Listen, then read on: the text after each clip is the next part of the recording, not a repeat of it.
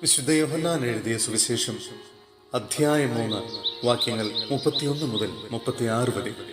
സ്നാപകന്റെ ദൗത്യം.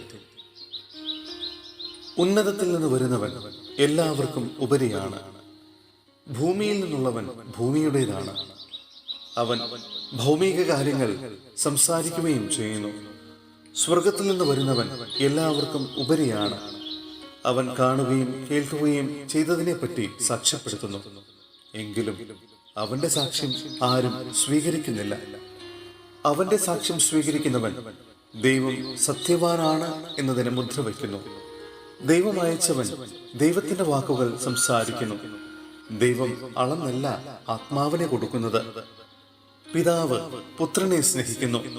എല്ലാം അവന്റെ കൈകളിൽ ഏൽപ്പിക്കുകയും ചെയ്തിരിക്കുന്നു. പുത്രനിൽ വിശ്വസിക്കുന്നവന് നിത്യജീവൻ ലഭിക്കുന്നു. എന്നാൽ പുത്രനെ അനുസരിക്കാത്തവൻ ജീവൻ ദർശിക്കുകയില്ല.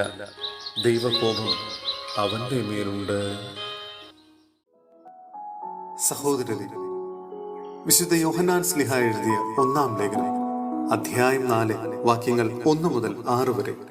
സത്യാത്മാവിനെ വിവേചിച്ചറിയുക. പ്രിയപ്പെട്ടവരെ, എല്ലാ ആത്മാക്കളെയും നിങ്ങൾ വിശ്വസിക്കരുത്. ആത്മാക്കളെ പരിശോധിച്ച് അവ ദൈവത്തിൽ നിന്നാണോ എന്ന് വിവേചിക്കുവാൻ. പല വ്യാജ പ്രവാചകന്മാരും ലോകത്തിലെങ്ങും പ്രത്യക്ഷപ്പെട്ടിരിക്കുന്നു. ദൈവത്തിന്റെ ആത്മാവിനെ നിങ്ങൾക്ക് ഇങ്ങനെ തിരിച്ചറിയാം. യേശുക്രിസ്തു ശരീരം ധരിച്ചു വന്നുവെന്ന് ഏറ്റുപറയുന്ന ആത്മാവ് ദൈവത്തിൽ നിന്നാണ്. യേശുവിനെ ഏറ്റുപറയാത്ത ആത്മാവ് ദൈവത്തിൽ നിന്നല്ല. വരാനിരിക്കുന്നു എന്ന് നിങ്ങൾ കേട്ടിട്ടുള്ള അന്ത്യക്രിസ്തുവിന്റെ ആത്മാവാണ് അത്. ഇപ്പോൾ തന്നെ അത് ലോകത്തിലുണ്ട്. കുഞ്ഞുമക്കളെ, നിങ്ങൾ ദൈവത്തിൽ നിന്നുള്ളവരാണ്. നിങ്ങൾ വ്യാജ പ്രവാചകന്മാരെ കീഴ്പ്പെടുത്തിയിരിക്കുന്നു.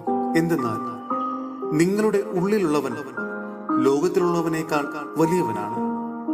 അവർ ലോകത്തിൻ്റെതാണ്. അതുകൊണ്ട് അവർ പറയുന്നത് ലൗകികവുമാണ്. ലോകം അവരുടെ വാക്ക് ശ്രദ്ധിക്കുകയും ചെയ്യുന്നു. നാം ദൈവത്തിൽ നിന്നുള്ളവരാണ്. ദൈവത്തെ അറിയുന്നവൻ നമ്മുടെ വാക്ക് ശ്രവിക്കുന്നു. ദൈവത്തിൽ നിന്നല്ലാത്തവൻ നമ്മുടെ വാക്ക് ശ്രവിക്കുന്നില്ല. ഇതുവഴി സത്യത്തിന്റെ ആത്മാവിനെയും അസത്യത്തിന്റെ ആത്മാവിനെയും നമുക്ക് തിരിച്ചറിയാം.